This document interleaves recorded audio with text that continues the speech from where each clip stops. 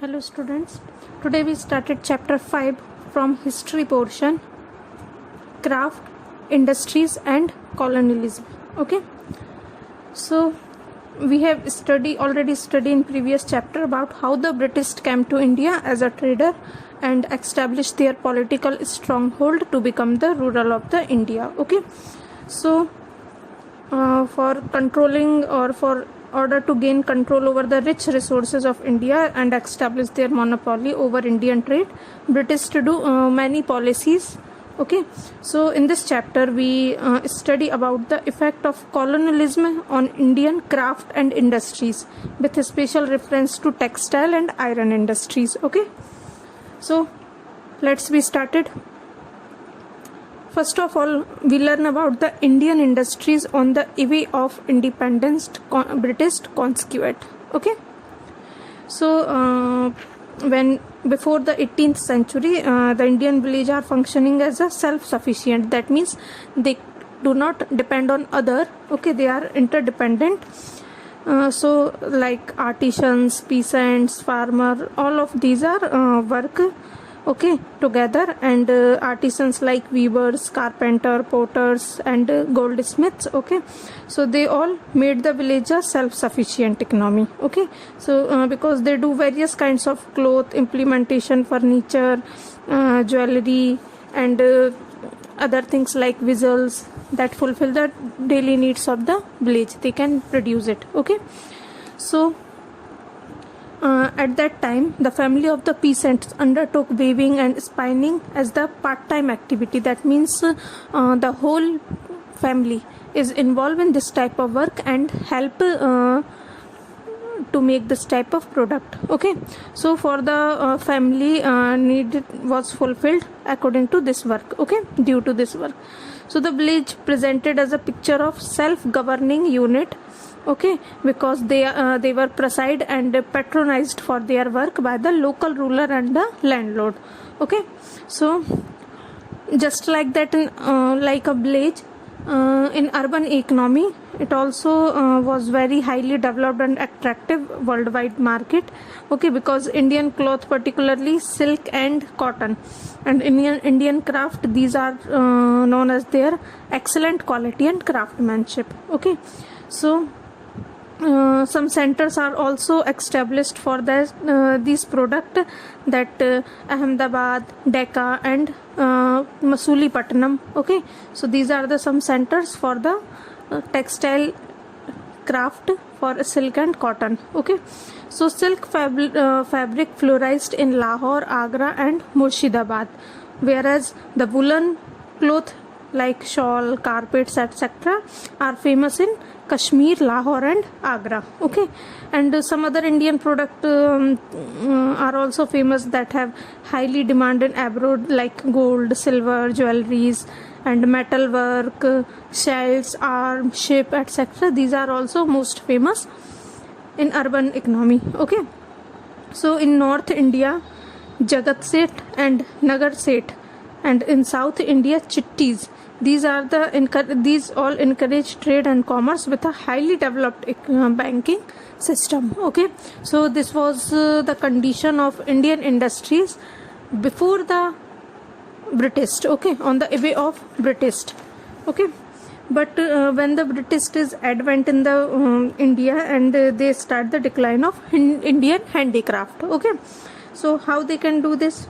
For this thing, for the decline of the handicraft by British, John Selvium, the president of Board of Revenue, Madras, give a statement for explaining that he says that our system act very much like a sponge, drawing up all the good things from the bank of the Gangas and squeezing them down on the bank of the Thames. Okay, so this statement was given by John Sullivan, president of Board of Revenue, Madras. Okay, so he gave this statement for the British economic policy in India. Okay, so Indian handicraft and textile were very popular and high demand in Europe. Okay, so for this the East India Company can purchase or brought the product from Indian traders or Indian shopkeepers in a very low and cheap price, okay, and sold them to in Europe and in some other British companies at a higher rate, because these countries have high demand for Indian handicraft, okay. So due to their high quality and excellent craftsmanship, Indian handicrafts like textile become more popular in abroad, and their demand kept on increasing, okay. So some type of handicraft that are most popular or mostly demanded in European countries, okay. So there are some Indian textile, like first thing is muslin. So muslin means it is a one of the fabric, the Arab fabrics. So Arab merchants sold them in a quality of Indian cotton cloth, okay. So this name was derived from the Arab Iraq word in Mosul, okay. Next is chintiz. Chintiz means printed cotton textile with multicolors, okay, and that means it is with cloth with colorful flowery design, okay. So mostly these things are produced in Masulipatanam and Andhra Pradesh, okay. Next is calico. Calico means white plain cloth, cotton fabric that are unbleached, okay. Next is patola. Patola means this type means traditional floral and animal print, okay, inside the boxes block, okay. So this type of cloth are mostly produced in Ahmedabad, Patan, okay, and Surat. Next is bandhana. Bandhana means it was colored for printed scarf or head and neck, okay. We can also say it pagdi, okay. So it is mostly popular in Rajasthan and Gujarat, and this type of cloth is made by method of tying and dyeing, okay. Jamdani. Jamdani means it is a quality of muslin, so in a decorative design, okay. So it is mostly in gray and white color, okay, and it is made with the mixture of gold and cotton thread. Next is dangris, okay. So dangris is a variety of Indian calico, okay. Basically calico is a white bleached cotton fabric, okay, when but after some time it can be modified and make a varieties of Indian calico. Next is gingham. Gingham is also a cotton fabric with a strip of checks. That means there are some check boxes are made, okay, with different colorful strips. And the last one is sariyusakar. So this is very light and thin fabric, and it is also in the stripped pattern, okay. So the next thing is the community of the weavers.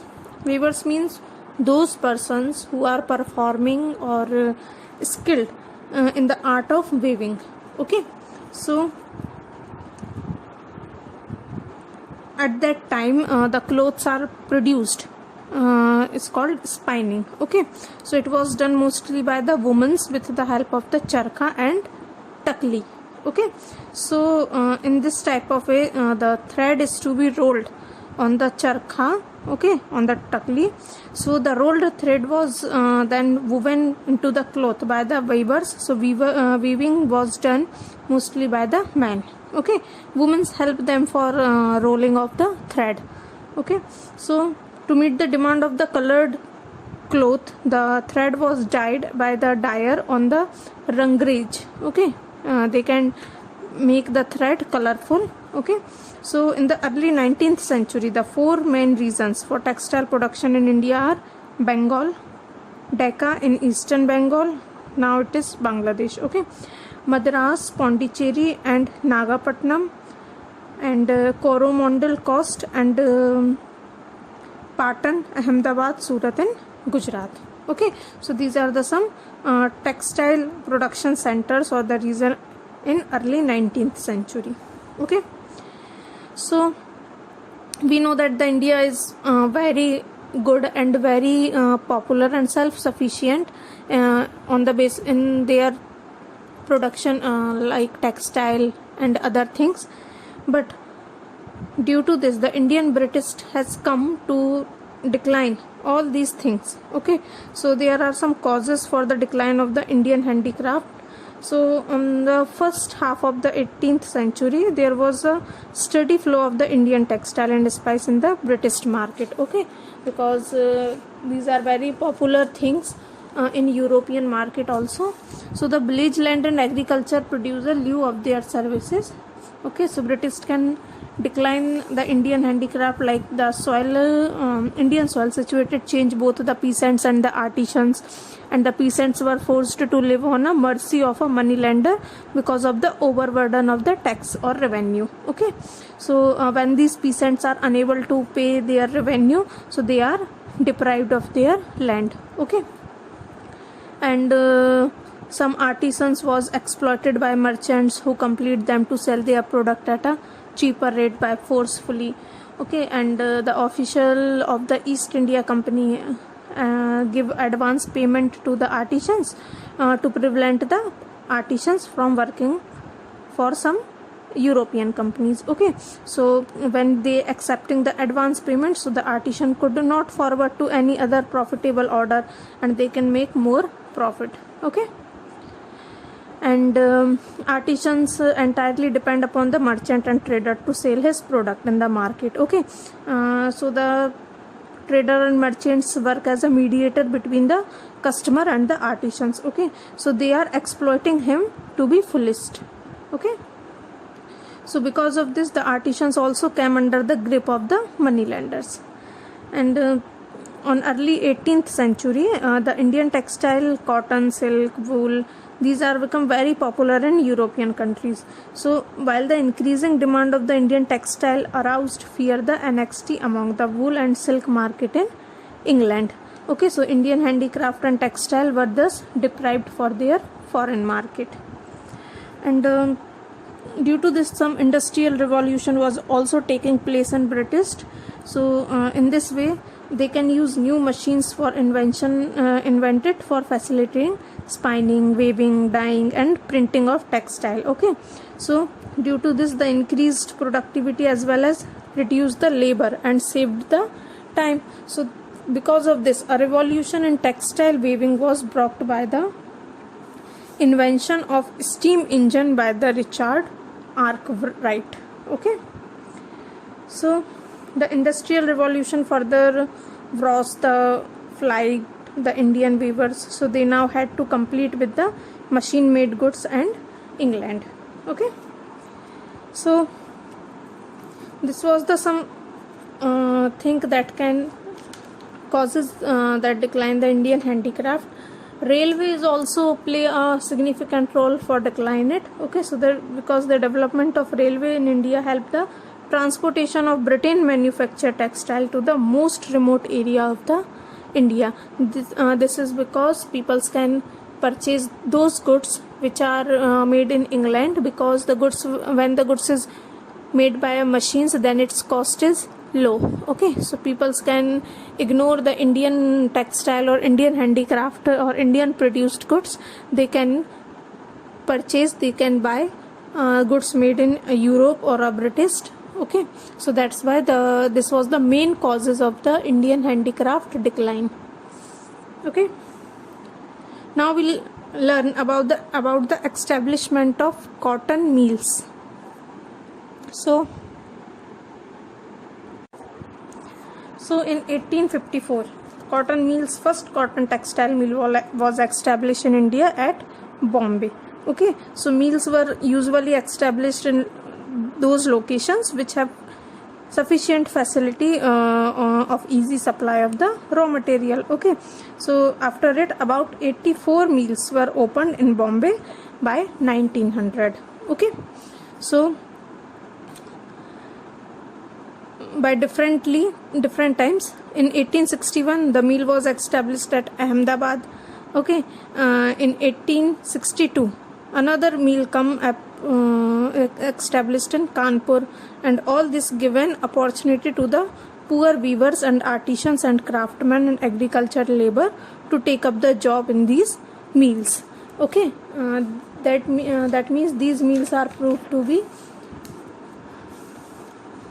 reduce the problem of unemployment. Okay, so the First World War witnessed a decline of the import from goods to the Indian and give a tremendous impetus to the growth and development of the cotton mills in India. Okay, so this was the history of establishment of the cotton mills. Okay,